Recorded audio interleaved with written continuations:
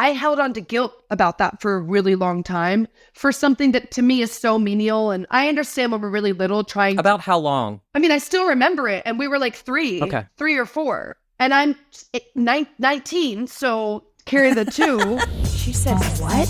How could they do something like that? Are you serious? What a thirsty MFer. Not good. She's absolutely dead to me. That's because she died. I'm Sterling Mulberry. And I'm Blair Payton. And welcome to Bad Behavior, a morally questionable podcast where 2 unqualified friends, 2 unhinged comedians, determine once and for all what is good and what is bad. Hello, and welcome to Bad Behavior. I'm Blair Payton. And I'm Sterling Mulberry. In each episode of the podcast, a guest shares a morally questionable story, and we decide if they were in the right or the wrong. Well, Sterling, can I just tell you, I'm over summer. I'm over it. I hate it. I'm done. Oh, no. Well, I feel like this summer is kind of giving global warming come to life. We're kind of doing winter, aka we're being inside all day, and it's too hot. It is too hot. As we're sitting here talking, because I have to turn off the air conditioning so that we get a nice clean sound for the listening audience, and I am already completely wet from head to toe. Now my question is, are you wearing pants? Can you imagine if you pan down? You're just Winnie the Pooh right now. No, I do not want butt crack on my couch. I'm very conscious of smells and stains. Not saying that I could provide a stain for my butt, because I am very clean, but you never know what your body's going to do to revolt. So true. But I will say right now I am running on 4 hours of sleep. Amazing. Doctor's orders. Yeah, I've had at least 4 large cups of coffee. Blair. And for lunch, are you ready to vomit? I'm so scared. Loose meat or something? No. I had... Okay, so this was a late night Instagram purchase. It was an ad for this stuff called Twisted Dough. It's healthy protein cookie dough. And so I got a bundle, 6 for $80. So I'm like, steal. $80 of cookie dough? It looked really good in the video. Okay, kind of made of money over here. I'm really not. I put it on a credit card that I'm going to report stolen later. But I got it today, and I didn't have time to go get lunch between my meetings. So I was like, well, let me try this cookie dough because there's a ton of protein in it. It was fine, but I ate the entire container because I was really hungry. And I've already well accomplished my protein goals for the day. I'm actually 72 grams over the required amount I should have gotten today. So I am crushing it. Wait. Wait. There's a lot of protein in it. When they said protein cookie dough, they ain't fucking around. Okay, well, this is so crazy because actually I'm doing something this week, and that is where my roommate sat me down and said, you have to start eating protein. So I've kind of been a girl that's never eaten protein, right? And I'm kind of always saying, somehow I'm still alive. But I have decided, because I'm trying to get fit right now, I am going to start eating protein. And I tried to do it this morning. I even tried to eat oatmeal. Oatmeal's not protein. No, it is. It is. No, 5 it's not. grams. 5 grams. Okay, but that's like I would not consider that like a protein meal. Okay, well, I did that and peanut butter and a little Greek yogurt, which I'm never doing that again. Anyways, I'm trying to eat. I even put, say it with me, shrimp in my salad last night. Okay, now that's I'm something. so glad you said salad last night, because I was like, if you put fucking shrimp in your oatmeal, I feel better about eating cookie dough. Anyways, yeah. We have an absolutely amazing comedian and actress as our guest today. You know her from her absolutely hilarious characters and viral videos. Please welcome our guest today, Hannah Pilkes. Well, Hannah, thank you so much for doing our show. So happy to be here. Now, you said you're in Pasadena, and I am. Yeah, we can bleep through it. That temperature. We're like, and your address was. Oh, did you not want us to say where you're located? You're in America in a hot place. Right. I'm in Pasadena. I'm okay with people knowing I'm in Pasadena because so is Meryl. So, it's like, is Meryl really in Pasadena? Or maybe San Marino. It's Pasadena plus. I kind of was thinking this. I almost thought Meryl was kind of now newly in New York and kind of dating that little guy. Well, it would be crazy for Meryl. Guy? Yeah, who's the little guy? Martin Short. What? Are you kidding me? Like kissing and humping? I feel like this news has been broken. No, not to me. 2 of the greatest icons of all time are people aren't bumping really uglies. people aren't sure they're dating, but Well, give us the gossip. Like, what are they saying out in public? You're like, people aren't sure they're dating, but they're sure they're fucking. okay, well, it's okay. They're working on the same TV show, Only Murders. People are saying they're kind of been going on dates, but everyone's saying this, leave them alone. Leave them alone. So I don't know. To be kind of at that age and having dating rumors about yourself, amazing. Yes. Because I'm all for privacy. But wow, sorry. That's just so much of, I think we're both blown away. I know. I'm sorry. That was a lot to take in. Yeah, it is shocking. But let's go back to the issue at hand. So you know where Meryl Streep lives, because it sounds like you've done your digging. Me and Meryl are on first name basis. I call her M girl. No, I don't know. I'm just saying But Meryl... you are fighting because you didn't know about her love life.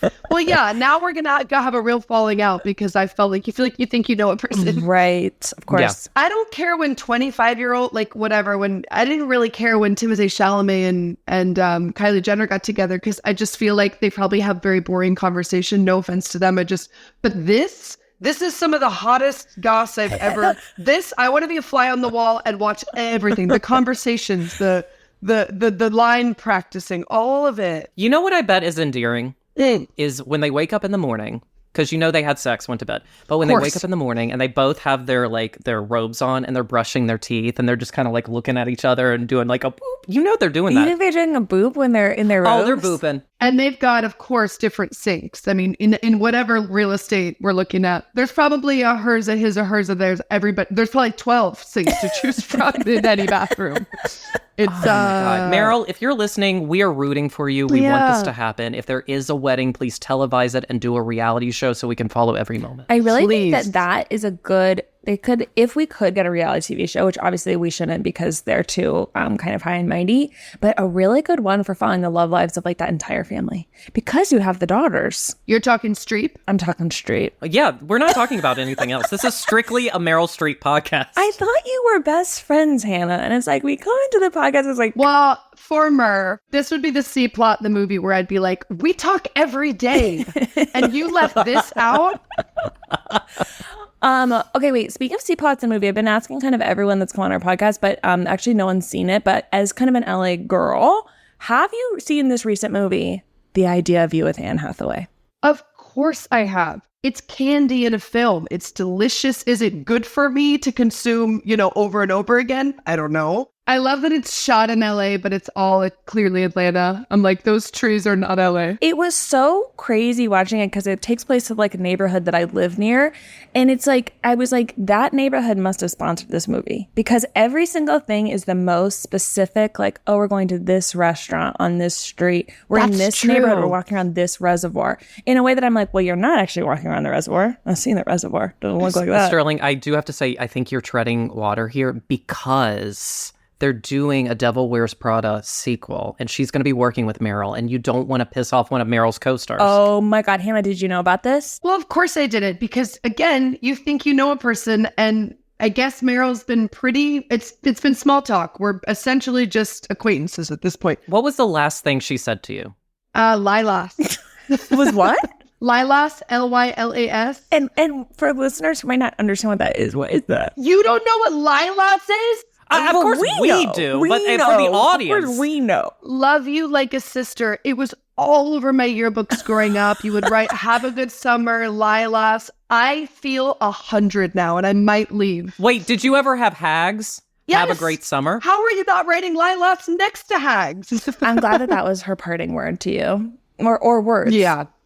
I did want to ask you, so before we were talking about the incredible heat and how we're all dying. Yes. Now, you had mentioned something about like how in New York it's just kind of commonplace to go out and just be kind of gross around everyone. Yeah. But it's not like that in LA. We want to know, have you been gross in LA? Here's the thing. In New York, I don't know about you, but most of my apartments were essentially shipping containers. But the trade-off is it's the best city ever, and it's so whimsical and magical. I lived with the city. Like, I wanted to be outside of my apartment at all times. But that being said, you would pack a charger, a book, my water, and like a change of underwear if it was really hot. And I'm just going to go to night plans. I have a towel right now. Yeah, a towel. In LA, there's no excuse. You can go back to your goddamn house and take a shower. I'm going to Washington Heights and then I'm going to Bushwick. I'm not stopping home. And in New York, that heat is so fierce and so unapologetically gruesome. It's a swamp at all hours. If you're that swampy, you can't be expected to be decent. In LA, it's a dry. The other day, someone in LA said, this humidity is crazy. And I stopped dead in my tracks and I said, what? There's no such thing here. There's no, you have not lived and experienced humidity until well, my sister lived in Hong Kong and that was like New York humidity times 10. So. Oh my God. You guys have it really good, actually. Okay, so I should stop complaining. I'm sorry. So I typically go outside every day looking gross. Like, I just don't even try anymore. And my boyfriend is like, you should. So last Saturday, the one time I wish I had looked nice going outside, I saw someone I hadn't seen for years that I used to work with, because it was a Saturday night. I didn't have any plans. I was wearing sweat shorts and I was wearing a Golden Girl shirt that had a lot of sweat stains. And I was doing a mobile order to Taco Bell. Right. And like, I was looking rough. Right. And then I see this person and they looked fantastic. I hate that. I had an ex once, not even an ex. Do you ever feel like sometimes the situationships that lasted like 3 months did more damage than years-long relationships? Sure. Sometimes they fuck you up more. And I was like, if I ever see this person again, I have to be on fire when I see them. I have to be not a hair out of place. So when do I see them? After the bender of the century, I was like 25, in a Whole Foods. I mean, scraggled, haggard, like, this eye is dripping for no reason. And he saw me and he was like, hey, are you sick? Don't ever ask someone that. And he was with a pretty girl. This person broke up with me by saying, I'm going to Japan for a week. And if it's meant to be when I come back. And I was like, well, it's just a week. Whoa. Oh, Hannah. What was Meryl's advice? She said, buy a new man. And I said, that's not, I'm okay. Thank you. God, she's so out of touch. She's so out of touch. I don't know if this ever happened to you that you have run into somebody looking good and they're like, one time I dated this person, I want to say dated, we went on 2 dates in high school, but that was long term. And I ran into him in college. His jaw on the floor. He's like, oh my God, you look so good. And then he even said this, I made a huge mistake. I'm thinking, whoa. I think it's because I dyed my hair blonde. Oh. And he was also in a blackout. So it's kind of maybe either or. But that was an amazing feeling. And then you'll never believe this. He actually called, this is how long ago? He called and left me a voicemail the next day to ask me out again.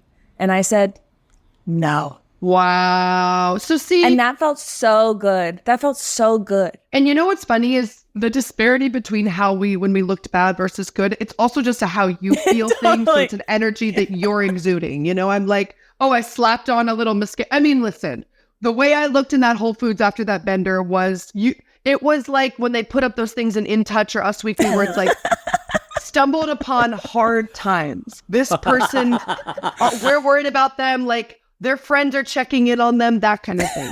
But I also think a lot of it's just an energy thing. When you're feeling yourself there, it's like Romy and Michelle or something, where they all come in feeling like hot shit.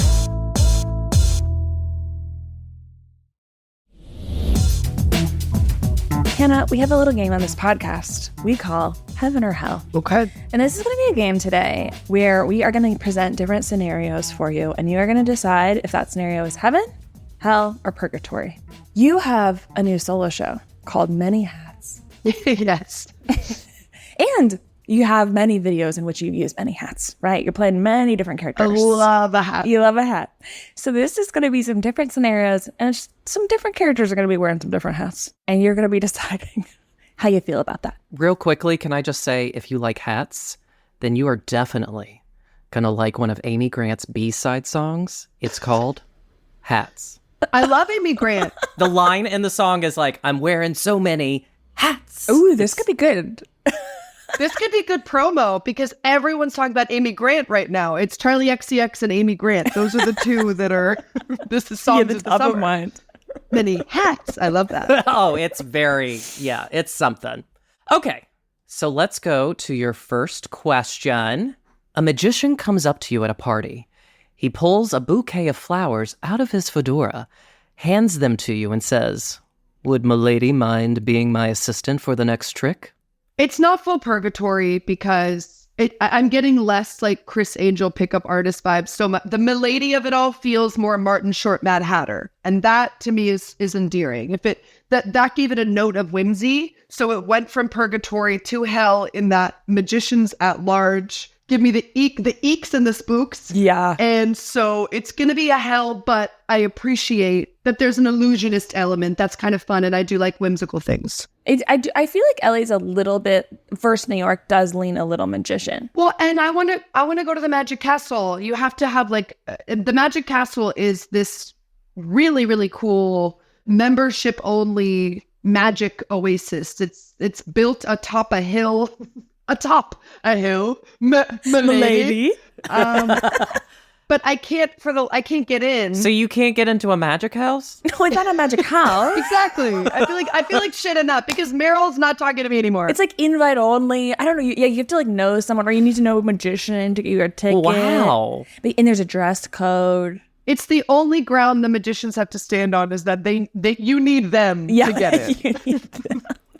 They need to gatekeep one thing, and that's the Magic Castle. Otherwise, we don't need you. Do they at least have like really good food there or a nice bar? No, the food's bad. Nice bar, though. You have to dress dapper. It's sort of like walking back in a time portal. They wouldn't let me wear... I think I had to put on a suit coat of theirs when I went like 10 years ago. You're telling me I have to wear layers so I can get an overpriced drink and watch magic? I don't think so. Famously, all these bougie places like Tavern on the Green or whatever that I used to go to growing up, when it was really, really fancy, the food was like comically bad. Yeah. You know, patties that were rubber, but then it'd be like $130 a plate. I think for the experience, I think they know that you don't care about the food. You're going to come regardless, kind of thing. Okay, your next one. You're at a bar in Hollywood. Every single man is wearing a wide brim Johnny Depp style hat. You get a text from your friend saying, stuck in traffic, be there in 45. Purgatory on every possible level. I will never go to a bar in Hollywood. That place gives me the heebie-jeebies. There is no, on God's great earth, there is no, God's green or God's great? God's great earth. And I'm an atheist. I think that Johnny Depp is like the world's worst human. And I think anyone like him. Here's the thing. I felt really bad even including his name. I just couldn't think of who is maybe else known for that wide brim hat that I was trying to describe. But even if it's not Johnny Depp, it's anyone that's doing that hat. That energy. Doing Depp. Anyone that's doing Depp. When I was living in New York, I came back to LA to visit some friends, and I went to a bar in Hollywood, and I want to say every single man in this bar was wearing this kind of hat. And I was like, I think there is one man in one bar allowed that hat. If every man is wearing that hat, you got to get out. That is such scary vibes. You know, it's like one hat per bar. 100%. The hat, the brims are so wide, and they're full of secrets. I don't know. If that's not a guy. Would you ever, but let's say you met a guy and he came up to you and he was just delightful as could be, but he had that stupid hat on. Would you still say, hey, I want this, or be like, get out of here? No, it's giving Tom Sandoval. I don't even watch Vanderpump Rules, and I know that guy's in a cover band of some kind. And, yeah, he's definitely in the cover. Or like, wants to talk about his stick and poke tattoo for like 3 hours. And it's not even of something cool. It's of like, Boondock Saints or something. And I'm like, that's not a movie that... But what if it's a cover band you like? Like Matchbox 20? That's true. The greatest band. It's all Creed. It's all... Number 3. Your handsome barista wearing a beanie hands you your coffee and looks you in the eye smiling. You take a sip, accidentally getting some foam on your upper lip. He laughs and says, "Let me." And he takes his finger to wipe it off. And then you notice a mustache tattoo on the inside of his index finger. Oh. It's so funny. I have a visceral response to the wide brimmed, but the beanie, I am kind of a sucker for a beanie, and I know that the toxicity is no less. I know that there's toxic. I know that hat not only does it have secrets, and it's got that beard oil. I don't know. There's stuff there. But I think I'm not in heaven. I'm somewhere between heaven and hell, because I think I'd be more likely to. Also, like, I don't know. I have really fun repartee with a lot of baristas in my neighborhood that are really sweet. But what's your stance on the tattoo? I mean, unless it's giving Hitler, it really depends on the type of tattoo we're talking about. No, I think it's your classic mustache tattoo. Yeah. It's like a not a Hitler tattoo. So long as that's the only, as long as he doesn't like put his lip down and it's like coexist there, I'm like, I don't want that, like. Okay. I think it's okay. It's permissible. Okay. Yeah. Okay. Is there a better finger tattoo that you would be more drawn to? Maybe like an ellipsis, because the rest is Still unwritten. Oh, that could be good. That could be good. Okay, our next one. You arrive for lunch to meet with a friend that just got back from a Euro trip. You look around and see her waving at you from a table wearing a beret. Bonjour, mademoiselle, she shouts.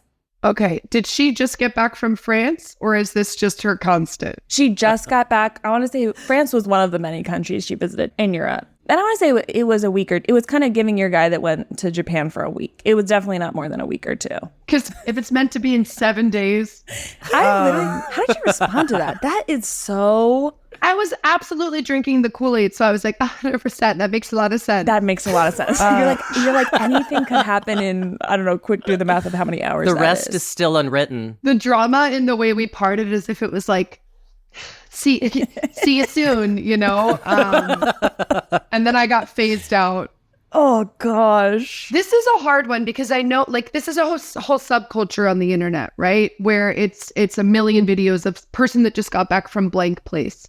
Now, I feel like I have a little bit more grace for it because my brain goes, well, maybe they've never been to that place before and they're just so giddy and excited to tell you about it that they genuinely, and you have a silly banter and they're like, oh, I'm doing France, you know? Yeah.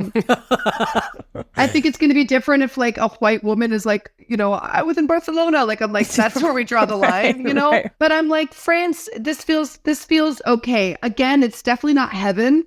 But it's not hell. So I think it's somewhere in the middle there. So we haven't gotten to heaven yet. But here's the last one. I'm hard to please. I think this is the one. This is the one that's going to get you. I mean, my response to the barista would imply heaven. I had like a pre-climax. Okay. On a frigid 50-degree day in Los Angeles, your friend arrives to go on a walk wearing a fur trapper hat. She shakes, saying, bundle up. Don't want to get hypothermia. That's absolute purgatory.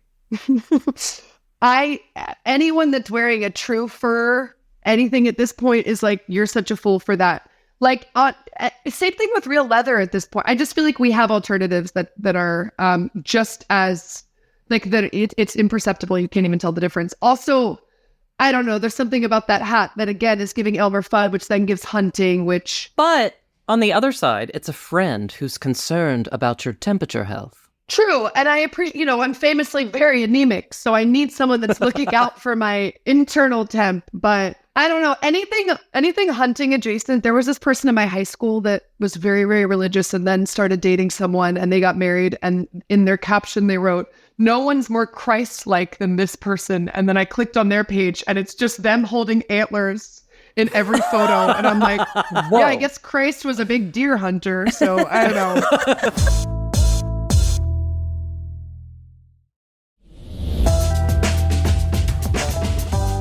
Okay, so Hannah, we've come to the portion of the podcast, and I think you know why you're here today. You've done something that it's hard to tell if you were in the right or the wrong, and Blair and I are etiquette experts, so we're going to help you decide if it was good behavior or bad behavior. So we were little kids. We were little kids living in New York City, the Big Apple, the big city, if you will. And this Can is I ask when who the we is? Me and Are you referring to yourself? This is when as you realize that I'm insane and just me and my voices, me and my head voices. Me and the old characters. No, yoinks. No, me and my childhood best friend Maggie. Okay. And I don't remember what we did at the Empire State Building, but we went to visit the Empire State Building with our babysitter and had the best time ever. And I remember there was talks of getting souvenirs at the end of the day.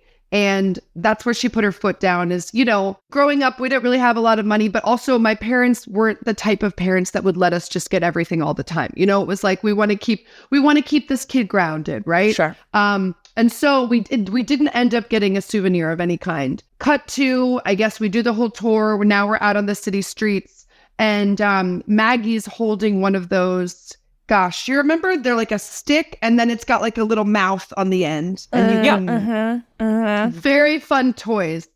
Kind of like in the Minutes same camp of fun. as, yes, like the hand that's like the fling slime hand. I loved that one too. So Maggie's got that, and apparently, and I had been a co-conspirator in some way, we'd been playing with it and we'd walked out the doors and we'd stolen it without realizing that we'd stolen it. And our babysitter like lost her shit and was like, but at this point, we're blocks away from the Empire State Building. We stole what was probably $250, but we didn't consciously steal it. But her argument was, you have to now bring it back to them.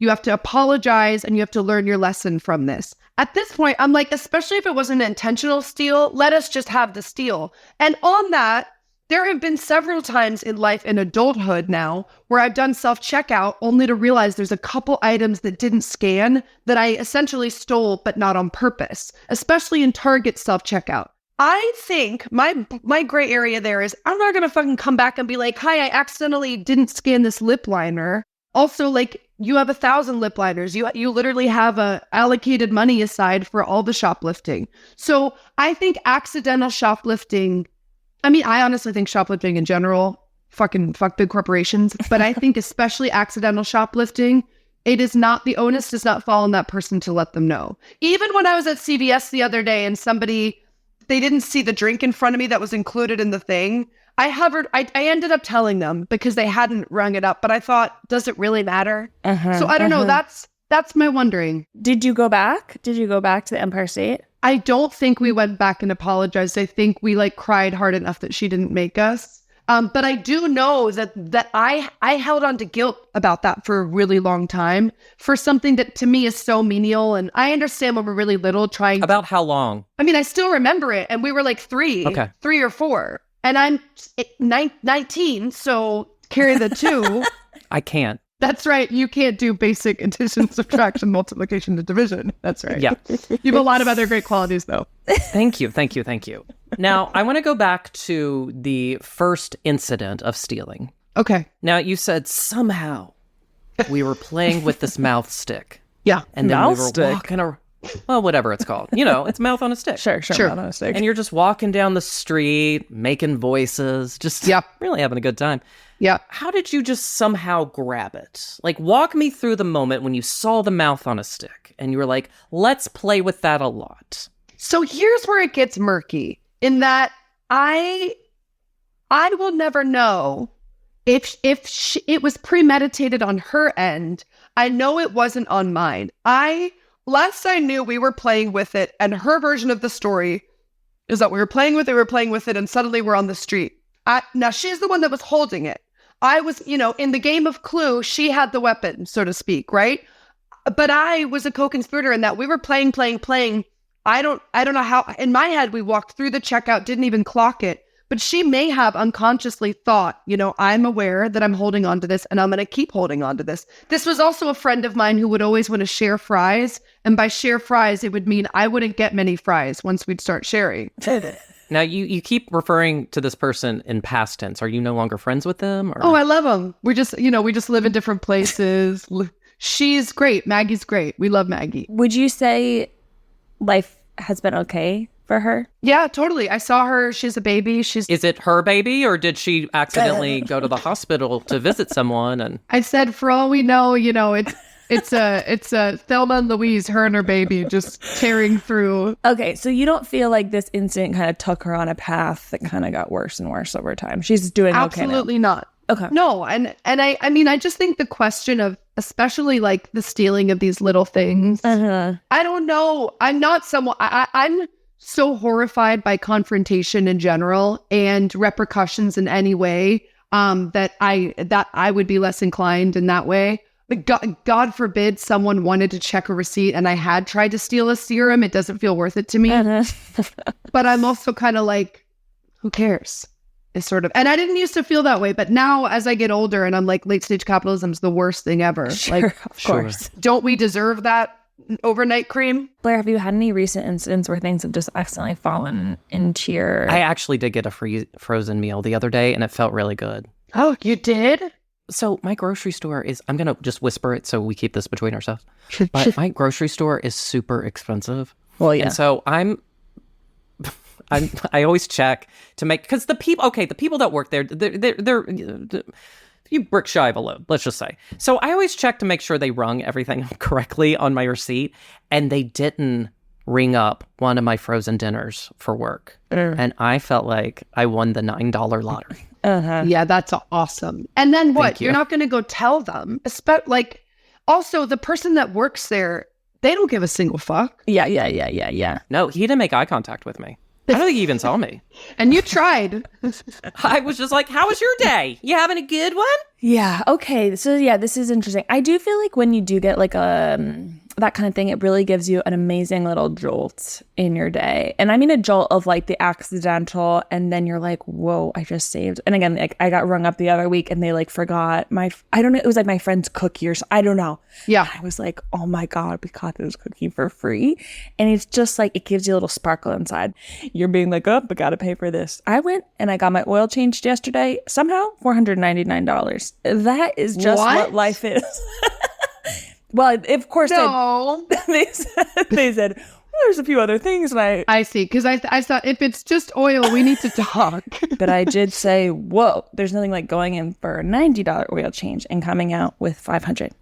Oh, And God, that yeah. is what life is. You know, it's usually that. And so having a $5 or $12 little serum, I'm saying, thank goodness. How else can we just stay alive? Because we're constantly giving. I think when you're a babysitter as a kid, your job is to say, don't steal that. Don't put that in your mouth. And when you're an adult, if you want to steal that, if you want to put that in your mouth, that is up to you. So I guess what I'm saying is they were doing their job at the time. And now as an adult, I think I have adopted much more of a lenient policy around that. I've never claimed to be a parent. That's not something I am doing yet. Okay. Maybe ever with the way the world's going. But I don't know. I used to feel like the end of the world. And now I'm just kind of like, we need our little jollies where we can get them. Well, I do feel like the difference is as an adult, you're kind of more aware of like the financial aspect of it, that you're like, okay, this ultimately isn't that big of a deal. Whereas like a kid, it's more of like the moral aspect of like, well, you shouldn't, because like that is less like maybe like, oh, the store needs the money or, something like that. But it's more like, well, we're trying to teach like you can't go to your friend's house and like take their stuff. Take or, like, what's not lie. yours. And it's more like training personality traits versus like as an adult, you're like, okay, I have those personality traits, but now I know it's like $5. It's actually not that big of a deal, I mean, speaking of taking what's not, there was a friend that would come over when I was a kid, and I loved the little Disney figurines. They were glass, and I'd get them at the Disney store, and one of them would be like one of the fairy stepmothers from Cinderella, and the other was like a little Pinocchio. And this is brilliant. My friend, like week by week, they would kind of go missing. And but there were so many of them that it was like, we'll start with the little ones. And it turned out she was hiding them. They were like her own little art. Somewhere in the house, she was hiding them bit by bit to eventually smuggle them out later. And that, I think, is, there's definitely more thought going into that. Right, but also, right. Should that person like run a coin heist later in life? Maybe they're onto something, Mm-hmm. Yeah. Wow. I gotta say that when I first heard the story, I'm gonna say that there was judgment running through my face and head. Okay. But then when you flipped it on the table, this is why I think you might be a good lawyer. You said, haven't you ever done that? Haven't you ever felt good? And I instantly tapped in to my current situation. I was like, yes, I saved money on a $9 lean cuisine. Yeah. Lean Yeah. cuisine. And that's okay. And I just felt alive. And you're right. It's these little joys in life. If anything, I'm more so concerned about your friendships because you did feel bad, when this was happening. And but your friend, I don't know. I don't know if she did feel bad about it. Let's bring her in. On next week's episode. And then this one friend who's like stealing your figurines from you. It sounds like a lot of people have been like taking from you, And you just need to, I think it's what it's telling me is you need to take back your power by stealing from big company. Okay. Let me get my reusable tote and go to town. I actually did steal something the other day, and that is that I got a water cup at the movie theater thinking I was going to get water, and then I saw root beer, and I thought, I haven't had you in a minute, and I had a little root beer. Yeah. And that's totally fine. Yeah. But that's still I think we're all stealing all the time in these really subtle ways, but we're like, but that's not a biggie, but it's still stealing. Or when I go to the cafe and I pocket a lot of Splendas so that when I get a coffee that's not sweet enough, I have my Splenda reserves. Okay, so Hannah, you have officially been deemed good behavior. Oh, good. And we have an amazing little reward for you today that we're going to throw into the chat for you to read aloud because we know it can get a little nerve-wracking to have an acceptance speech on the spot. So we've written one for you today. Thank you so much. Wow, you guys, thank you. I really needed a win this week because, I'll be honest, my life has not been good. You know the mysterious house guest that shit so much they exploded Gwyneth Paltrow's toilet and fled the scene? Yeah, that was me. So thank you for this award, and Miss Gwyneth Goop, if you're listening, I'm sorry, girlie. I promise it won't happen again. Wow, that was beautiful. Have you been keeping tabs on this story?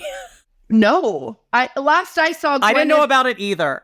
And I thought you were just publicly dragging me. Well, we are, of course. Well, of course. Basically, this guy who's kind of a little famous, but just for being like a pal to celebrities, Derek Blasberg, he, I guess, diarrheaed so much at her house, he left in the middle of the night. Every single article you Google now, his name is like the diarrhea bandit. And he fled the scene. Okay, but how did that get out? People don't know because it has to have been Gwyneth. And there's also, it's like, was it in her Hamptons house, her Montecito house? There's a lot going on. But basically, everyone just knows how ruined was the toilet? Well, everyone's also saying, was it even the toilet? People are also saying the bed. Oh. People are saying it was a huge incident. I don't think people do that on purpose. And I think Gwyneth feels like the type of person that in high school would be like, yeah, she got food poisoning all over that. And I'm like, fuck you. I don't know. This feels... But you have to remember he fled the scene. But wouldn't you? You shit in Gwyneth Paltrow's bed. I don't even think you're probably allowed to poop there at Gwyneth Paltrow's house. I think she probably has like a decree of a list of all the things you are and are not allowed to do in the bathroom. And he was like, well, I have to do like 4 of those things. So she's like, I got to get out of here. Yeah. And then he left a little trail as he went. Oh, that's hard. Wow. Anyways, but I think he'll be fine and I think she'll be fine. Well, Hannah, before on that note, before we wrap seamless today, transition. Can you tell listeners where they can follow you, find you, anything, any like shows upcoming to plug? Yes, you can find me on Instagram or TikTok at Hannah Pilkes, HANNAHPILKES. As for show, I mean, I'm touring right now. I'll let you know on Instagram when I'm in new cities. But I'm working on a new solo hour called Penny Hats. So come on out when I announce those dates. I'll be doing LA and New York for the next few months while I build it out. Yeah, amazing. And be sure to use the Amy Grant song. Hats. And that's our show. Thanks so much for listening today. We absolutely hate to do this. We hate it. But it would mean the world to us if you can subscribe to the podcast wherever you get podcasts, rate and review. Follow us at Bad Behavior NYC on Instagram and TikTok. Thanks again for listening. And remember, whatever your moral status, we are always here to judge. Bye.